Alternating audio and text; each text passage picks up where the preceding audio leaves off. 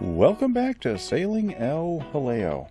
Last week when we left off, we were headed up Chesapeake Bay, and we had anchored in Mill Creek, which is just south of the Potomac. So right up here, this big river is the Potomac, and we were just south of that in one of our favorite anchorages in Chesapeake Bay, which is Mill Creek. We spent about a week there, and then we hopped back up into the bay, and we crossed over into Maryland, and we came up to the Solomons. And we also stayed up here for 3 or 4 days. We had some chores to get done while we were up here. And we stayed in Back Creek, which is one of our favorite anchorages up there. It's very well protected, and there was some bad weather coming in, so it was a good place to tuck in and hide. I guess we might as well go ahead and get right into it. Grab a drink, climb aboard, and let's get going. At the end of last week's video, we showed some drone shots of Mill Creek, and at the start of this week's video, we were leaving Mill Creek, but I never really talked about our stay in Mill Creek. Mill Creek, just south of the Potomac, is it is actually our favorite anchorage in all of Chesapeake Bay. It's absolutely gorgeous in there. It reminds me a lot of the lake I grew up on in Wisconsin, and it is perfectly protected. So you've got 360-degree protection. There are trees all around. I've been in there when there are 40-knot winds out in the bay and you get a gentle breeze back there, so it's absolutely wonderful. The only downside is on a hot day, even if there is a breeze out in the bay, you don't get much wind back there, so it can be a little hot, but that's a small price to pay for what is essentially a perfect hurricane hole. And, you know, it's shallow, it's got excellent holding, it's a primordial ooze there on the bottom, which is what you'd expect given the geography of the area. So it's absolutely wonderful. And this year, because I knew we were going to be taking our time going up the bay, I left the outboard on our dinghy. So I left Beans on Frank. And we were able to take Frank and Beans for dinghy rides and do some exploring, which we had never done in Mill Creek before. And it was absolutely wonderful. It's just gorgeous there. There's a winery back up Mill Creek, and they've got a public dock so you can take a dinghy to the winery. We didn't do that. I'm not a huge wine person, but it's a neat thing that they have there. And we went all the way up to the start of Mill Creek, which must be about 5-ish miles from where we anchored, and it's a beautiful ride. We got some wind in our fur, you know, for the puppy dogs, and it's just a beautiful, beautiful place. Once you get back up in there, there's a little more sloping hills, and it's just a really neat area. And I didn't take the drone back there. It would be difficult to launch a drone from a dinghy with 3 dogs in it, so we didn't feel like taking that risk. And I didn't take a camera. I should have, but excuse me, when we head south this year, I'll definitely get some shots from back up there because it's just gorgeous. So here we are heading back up the bay, and we're heading to the Solomons.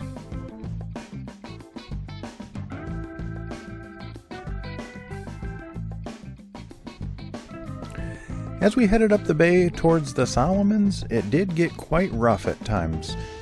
When you cross the mouth of the Potomac, it's always rough in just about any conditions. So that was to be expected, and the wind was very dynamic that day. Sometimes it was blowing from east to west, sometimes west to east, and sometimes it was right on the nose. So it's kind of all over the place, and that led to a little bit of an uncomfortable journey, but you know, it wasn't too bad. And it did slow us down, especially when the wind was on the nose. We started pogoing, you know, up and down, and once you slam into a wave like that, you lose a lot of speed. And we were still towing Frank and Beans. When we have Beans on Frank, it actually loses us about 0.3 knots of speed. So it's not a ton, but over a long day, it does make a difference. But that's okay. We wanted to do some exploring when we got up to the Solomons, so we left Beans on Frank. And once we got up there, it was later in the evening, and I didn't know if we would find a place to anchor when we got into the Solomons. So we actually anchored outside of the Solomons in the Pax River, right along the Air Force Base. And the wind was going to be calm that night. It was going to be blowing from the south, so we were going to be protected. If it was blowing out of the northwest or even the west, it could have been a rough night, or even the north for that matter.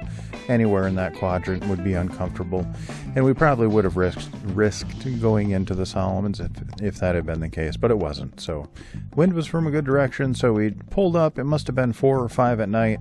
Once it gets that late, you know, in the Solomons, this was during peak travel season. We were a little bit on the end. We were dragging our heels a little bit, but there were still plenty of boaters traveling up the bay, so we didn't know if we'd find a spot to anchor in the Solomons. We figured if we spent a night in the Pax River, you know, we could sleep in, get up the next day, and then head into the Solomons, and there should have been plenty of room for us to anchor, and that turned out to be the case.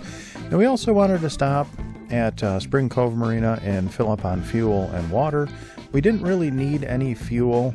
We still had plenty, or we would have had plenty to get back to Delaware City, but because we had been dragging our heels, we hadn't stopped since Atlantic Yacht Basin, and that was probably 3 weeks ago.